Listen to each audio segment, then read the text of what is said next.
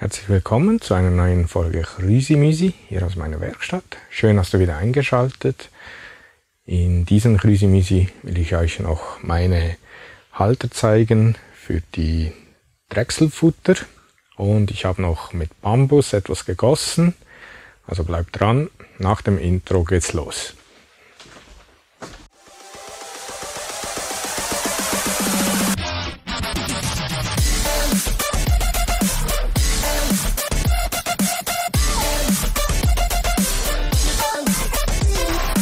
Hier habe ich jetzt meine Drechselfutter.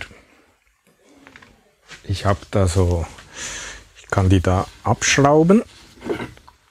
Ich habe da so Halter hingemacht.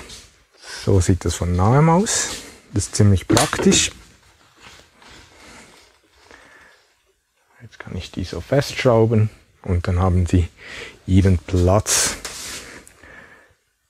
Da habe ich einen Titan,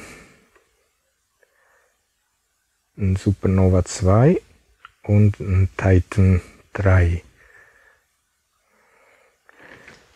Finde ich eine ziemlich gute Sache. Da habe ich mit Bambus etwas gegossen. Das gibt eine Pfeife. Und zwar habe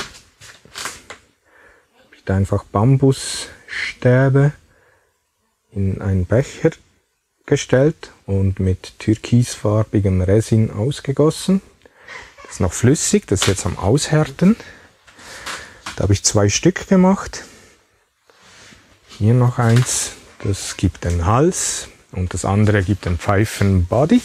Das muss jetzt durchhärten. Da bin ich ziemlich gespannt, wie das dann aussehen wird. Ihr werdet das mitkriegen. Dann habe ich jetzt in meinen Livestreams Hintergrundmusik.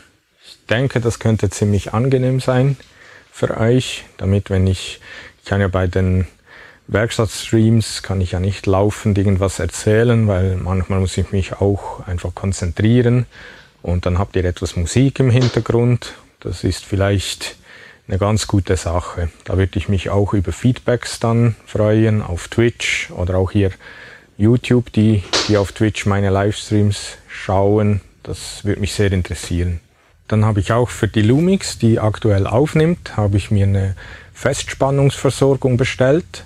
Dann wird dann in Zukunft sehr wahrscheinlich diese Kamera auch für die Livestreams verwendet werden, weil die macht halt einfach wirklich ein deutlich besseres Bild. Dann habe ich hier die Blöcke fertig, die Resinblöcke. Das ist eine mit Glitzer. Davon habe ich 4 Stück. Dann hier eingegossene Tannenzapfen. 4 Stück.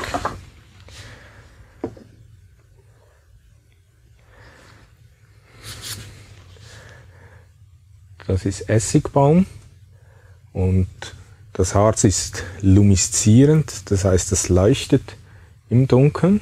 Ich versuche euch das mal vorzuführen.